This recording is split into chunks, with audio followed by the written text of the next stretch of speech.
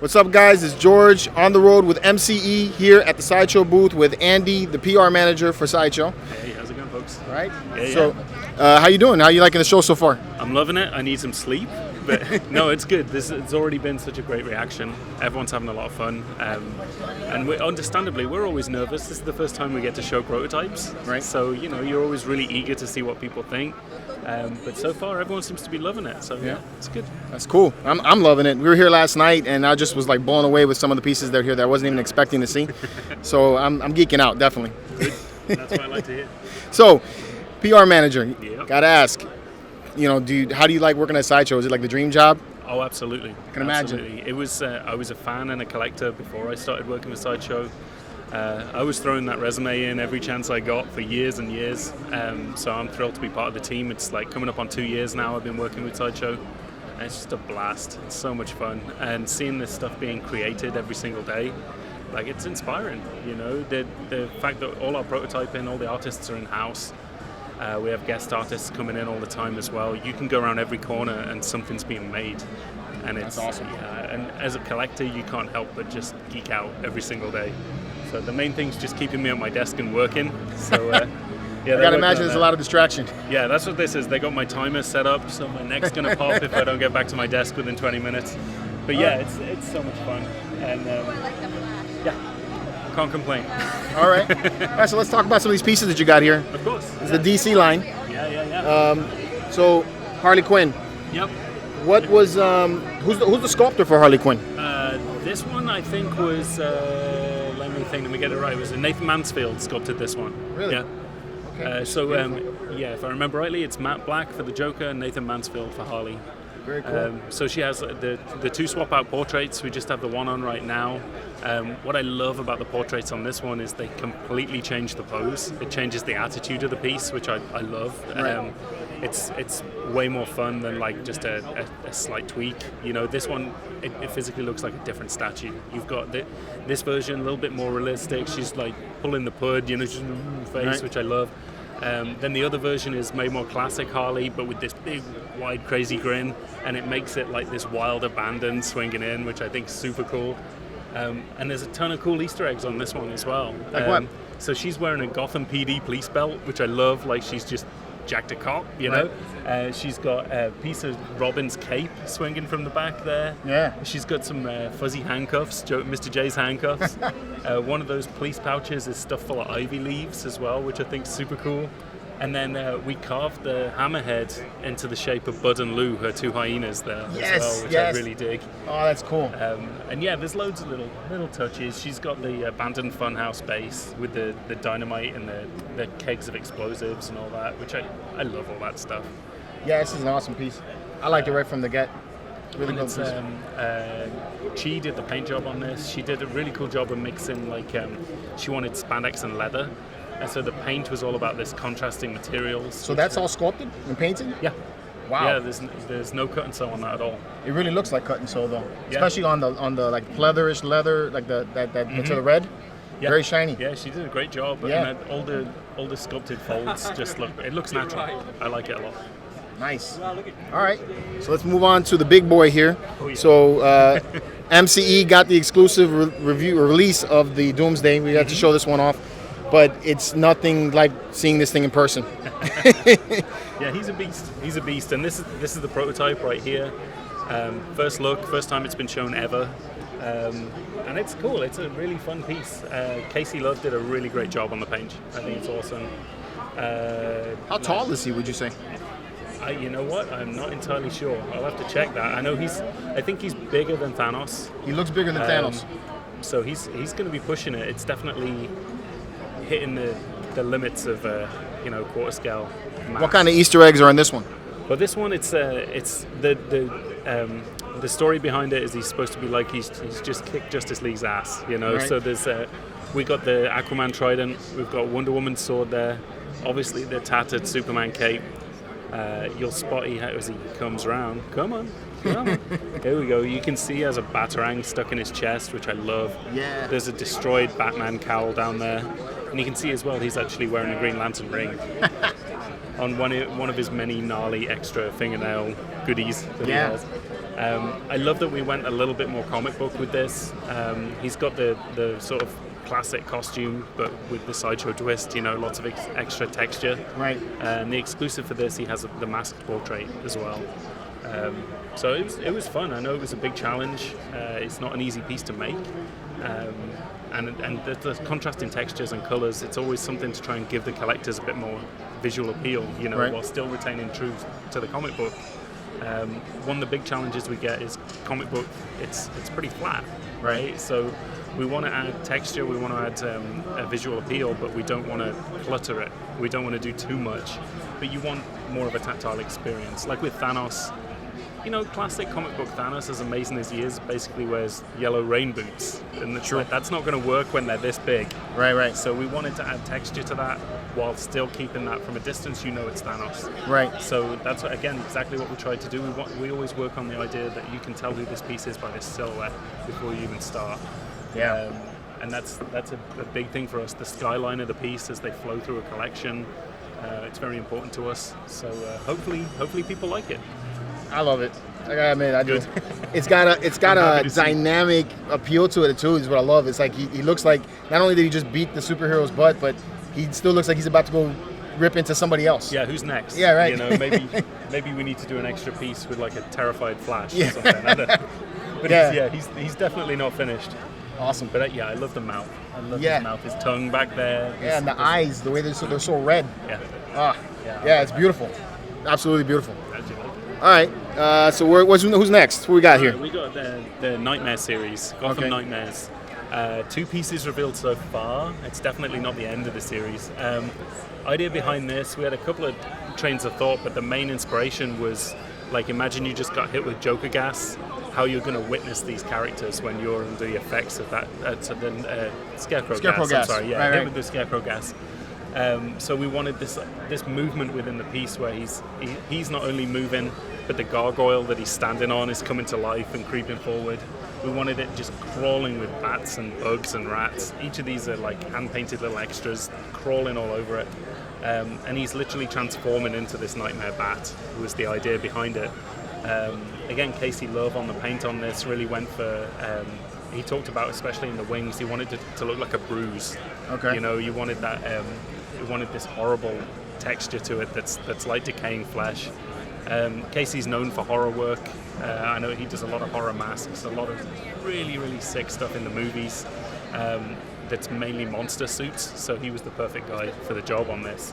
And then we went with the swap out portrait right here that was much more demonic, the demon bat portrait. Right.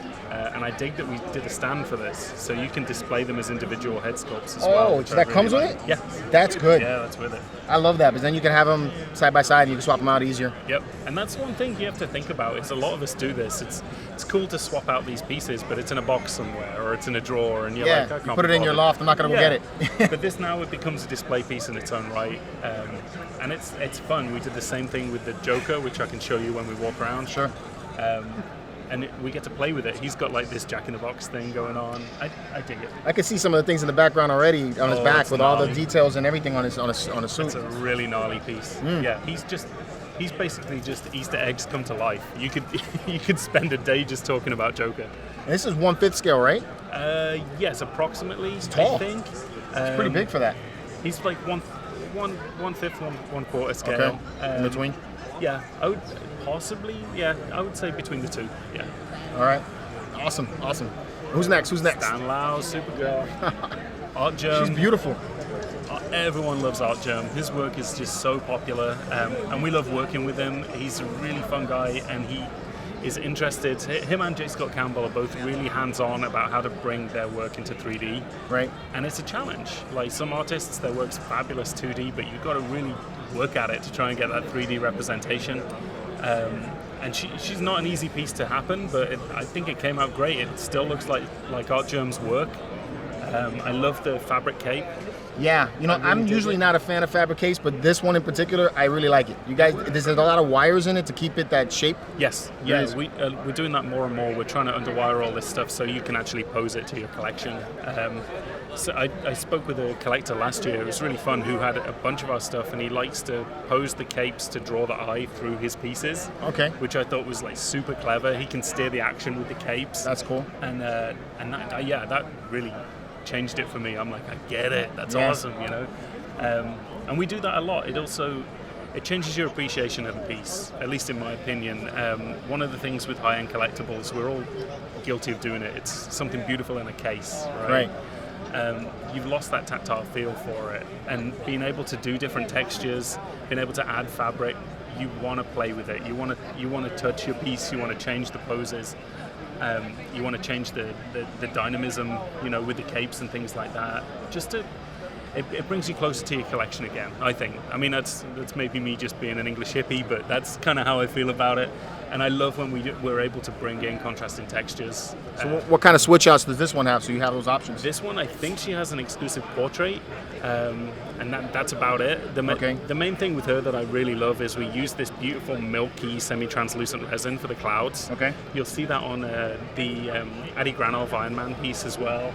Actually, on a few as we walk around, we've been playing with the different materials, and these pigment-impregnated resins in semi-translucency, they almost glow from within, which I love. When you start lighting this stuff in your display case, you get like a little bit of this like semi-transparent. It's sick. It's really, really cool. I can't wait till people start to get these at home and start lighting them and playing with them. And then you've got the sunlight coming through that cape because it's fabric. That's when it really starts to come to life. If you backlit her, she would just be beautiful. She's already beautiful. I'd like her a lot. I think I'm pre-ordering this one. I'm just letting you know. That one's coming home. What's up next? Okay. Swampy. Now, you guys may have seen this one last year. I saw this one last year. I think this is the best sculpted Swamp Thing I've ever seen. It's huge. He's a beast. Yeah, it's another big piece. And what I love with this is all traditional. So this is Paul Komoda, who's just a twisted genius. There's no way to describe this guy. He's a legend. Even just talking to him is hysterical. Watch any of our live streams with Paul Komoda. He does voices. He's all twitchy and animated. He's fantastic. And he carries around these giant sketchbooks. Everything's traditional. So all the design for this was done literally pencil and paper. Hand sculpted. And then hand sculpted. Yeah. And it's a really fun piece. Again, mixed media. Right. A lot of playing. We're doing a lot more work trying to play with different materials. Bringing in vinyls and resins, as well as your polystone, as well as steel. You name it, to try and to find the right materials for the right job. And this is a great example where we can start to do these really thin vines.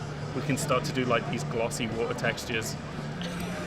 So on him, you're saying words fail. Since you're saying that he was mixed media, is it like resin in base, like a resin body with vinyl and PVC accents? Yes. That's what it is? Yeah.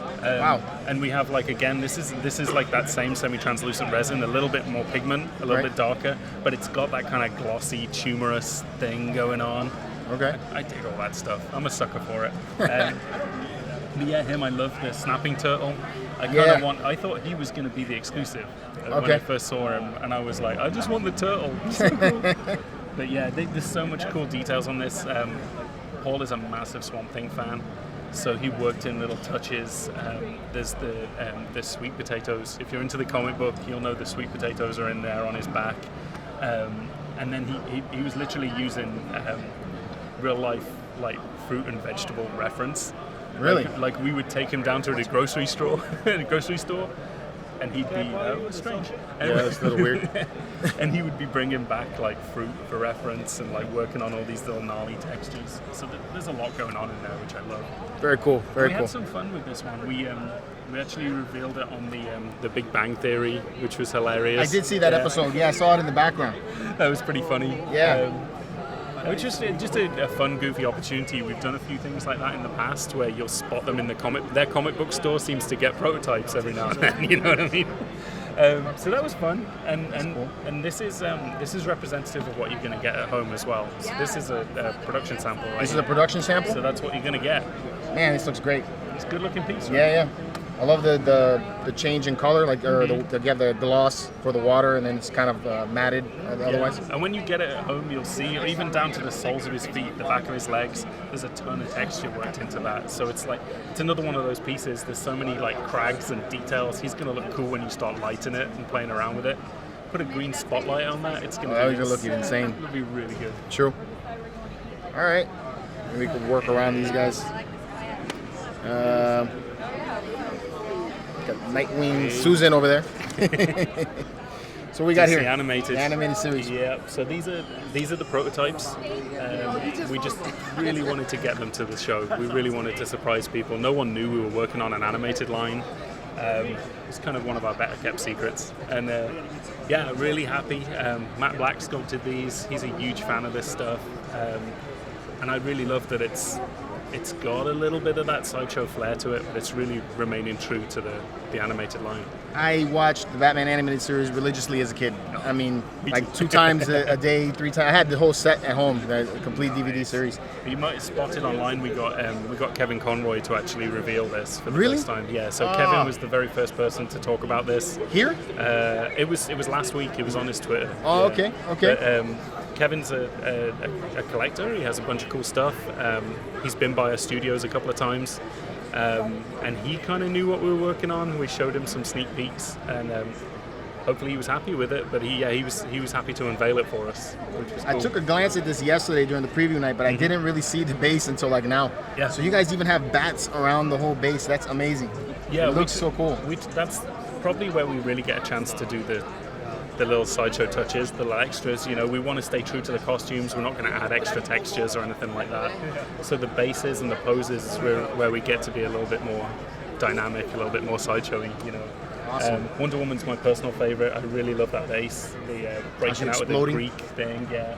And again, that same milky resin we used for Superman for the clouds. So that's going to look cool when it's lit with the newspapers blowing in the wind. They'll cast some cool shadows. I think all of these will be nice pieces that silhouette well, which I'm a sucker for that. You know what I'm like. Yeah. You can already tell by this interview what I'm into. So again, another one is coming home. Batman. And that's the, I don't believe that line's going to be there on the finished piece as well. These are the outputs. This is the prototypes, right? Yeah. Yeah. Okay. Are there going to be any switch outs that you know of for this yet, or none that I'm aware of? Okay. But it's early days. We'll see. Okay. All right. I'm Got in Susan Susan's way. In Nightwing. Hi, Susan. Hi. How's it going? This is the celebrity Doing good. of the show. What? Yeah. In front of camera, behind camera. In front of camera, behind camera. This is how we roll. No, I'm just standing here seeing who pays attention to their social media while all this craziness is going on. Because if they show up at this Wonder Woman statue while I still have this, they can have it. Really? Yeah, that's how it works. Yeah, Right. but that's why you pay attention to social media even when all of this stuff is going on, because you never Always know. pay attention to Susan. Susan has all the Yeah, wonderful always toys. pay attention to me because I have these, and actually for no other reason. Pay And attention coffee. to this guy. Oh, and coffee. That's our 2 favorite things, right? Statues and coffee. That's what we live for. Coffee and comics. That's that Agreed. shirt that I want. Agreed. Yeah. Yeah. That's the next shirt we got to make. No, for real. Death Wish Coffee makes one that says coffee and comics. Oh, okay. And so it's like one of those typography shirts. It's like coffee and comics and coffee and comics. Oh, okay. I've been bugging them for a year to get me one. Yeah, we should probably shout out Death Wish Yeah. because they fuel our office. They do. They fuel us during They keep Comic-Con giving us too. coffee. The They're the lifeblood, reason right? I don't sleep anymore and look like this.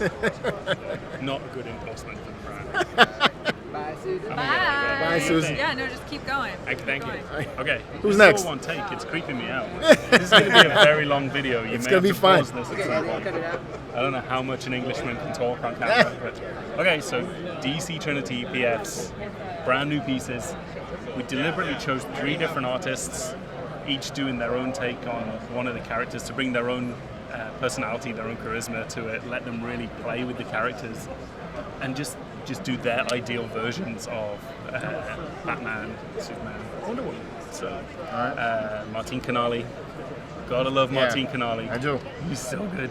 And he did this slightly older Batman who wanted to design his own bat suit that was the idea it had augmented muscles. It was giving him a little bit more, the physical strength. Yeah. So he's bulked up, which I really dig. He's got this huge reinforced cowl and neck piece. Like he went really into the speculative design on this, which I always love with Martin. He always goes crazy for what if? How would this work? How would this move? There's a lot of research went into making his own suit, which I dig. I love his design on the Batarang. Yeah. The Batarang is crazy. The exclusive for this is he has 2 Batarang hands. Okay. So you can switch it out so he's got one in both hands. He could do one in this hand, one in this hand. And he did this crazy design where the bat ears on the Batarang at the back there is like a taser. Oh yeah, look at that. It's like brass knuckles, the way his hand fits into it.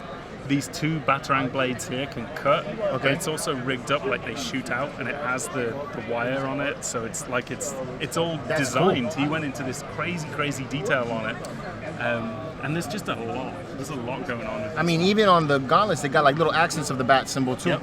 Yeah. Wow. He's a talented dude, and it's always fun to see where he goes with this.